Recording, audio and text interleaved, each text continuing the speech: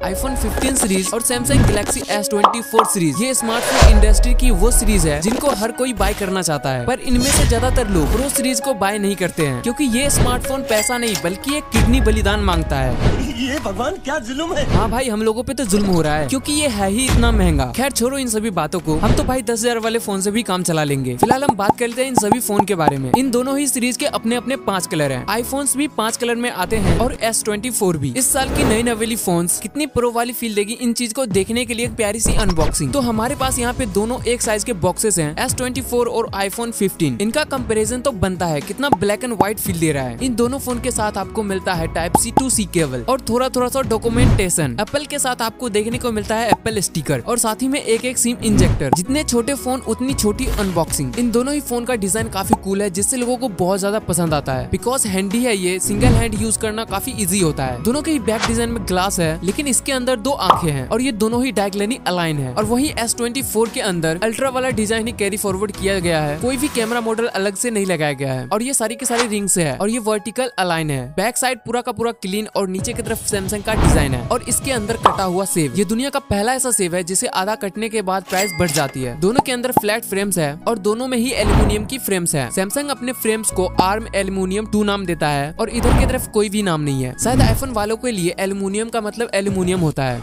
ये बड़ी अच्छी बात कही है।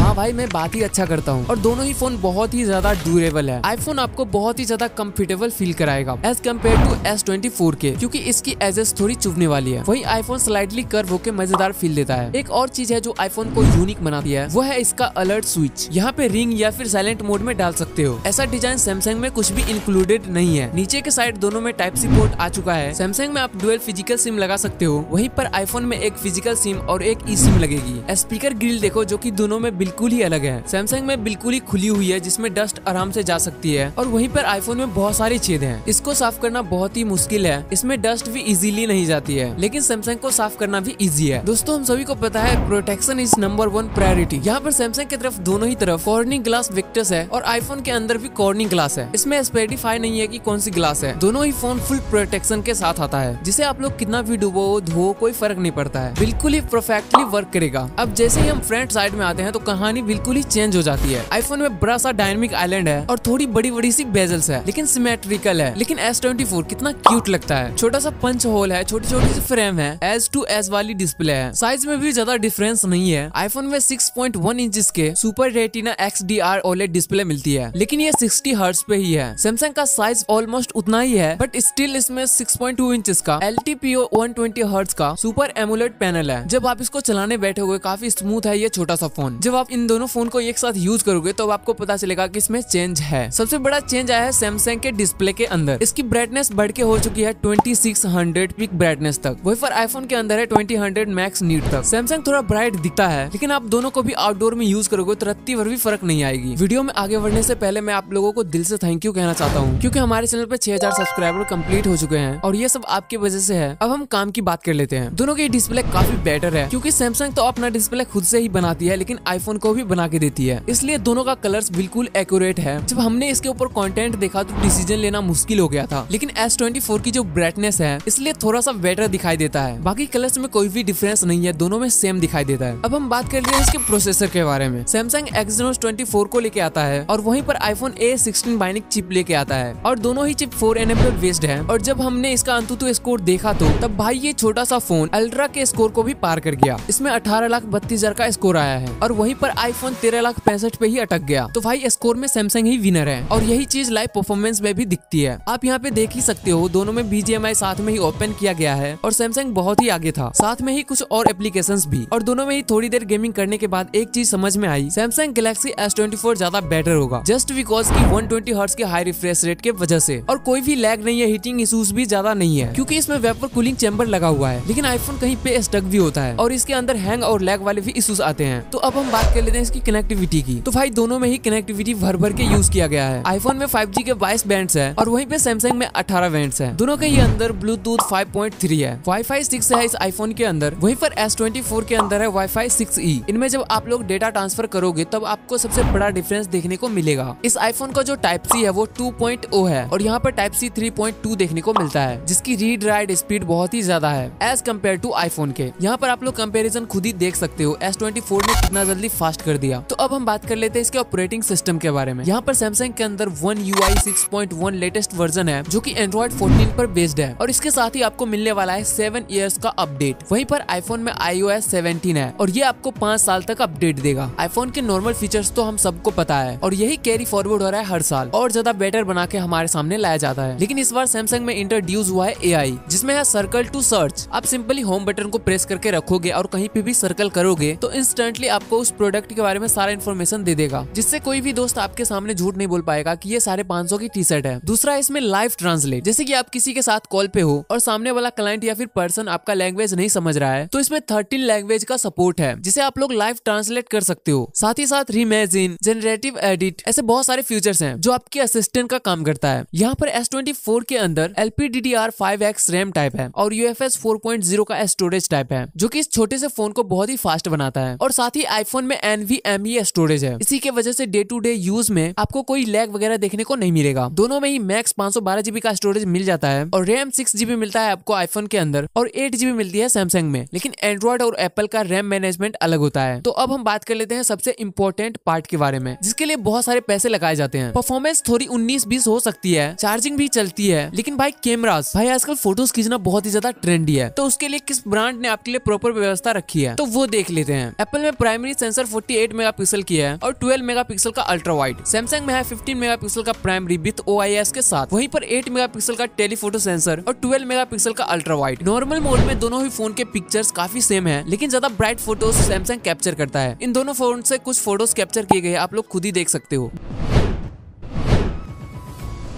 दोनों ही फोन का पोर्ट्रेट मोड काफी अच्छा काम किया है, इनमें डिटेल्स बहुत ही सही रहता है, एज डिटेक्शन भी बहुत ही सही है, लेकिन ज्यादा बेटर एज डिटेक्शन सैमसंग का सही है और ये एक्सेप्ट करना बहुत ही मुश्किल हो रहा है क्योंकि आईफोन से ज्यादा पोर्ट्रेट तो सैमसंग में आ रहा है। आईफोन में कोई भी टेलीफोटो कैमरा नहीं है, इसलिए इसमें 10x जूम मिलता है, लेकिन वो भी डिजिटल ही किया जाएगा। लेकिन S24 में टेलीफोटो सेंसर है जो कि 30x तक जूम कर सकता है। अब दोनों के ही कैमरा से 4K वीडियो 60 FPS तक रिकॉर्डिंग कर सकते हो। भाई वीडियोग्राफी में आईफोन को बीट नहीं किया जा सकता है क्योंकि यहाँ पर आईफोन की स्टेबिलिटी काफी मस्त है और साथ ही कलर्स भी अच्छे से मैनेज किया गया है और डिटेल्स है हर एक चीज में। आपको फ्रंट साइड में 4K रिकॉर्डिंग 60 FPS तक दोनों फोन में ही मिल जाता है और फ्रंट के साइड में आपको 12 मेगापिक्सल का सेल्फी कैमरा मिल जाता है। अगर हम सेल्फीज की बात करें तो सैमसंग में ज्यादा डिटेल्स निकल के आता है, लेकिन वीडियोग्राफी में अगेन चेंज हो जाता है। सैमसंग का जो व्हाइट बैलेंस है वो इतना अच्छा नहीं है और इतने सारे स्पेसिफिकेशन को चलाने के लिए इसके अंदर जो बैटरी है वो 4000 mAh की है और वहीं पर आईफोन में 3349 mAh की बैटरी है। वहीं पर चार्जिंग में ये 45 वाट की चार्जिंग को सपोर्ट करता है। वहीं पर आईफोन सपोर्ट करता है 27 वाट की चार्जिंग को, पर इसका कोई मतलब ही नहीं।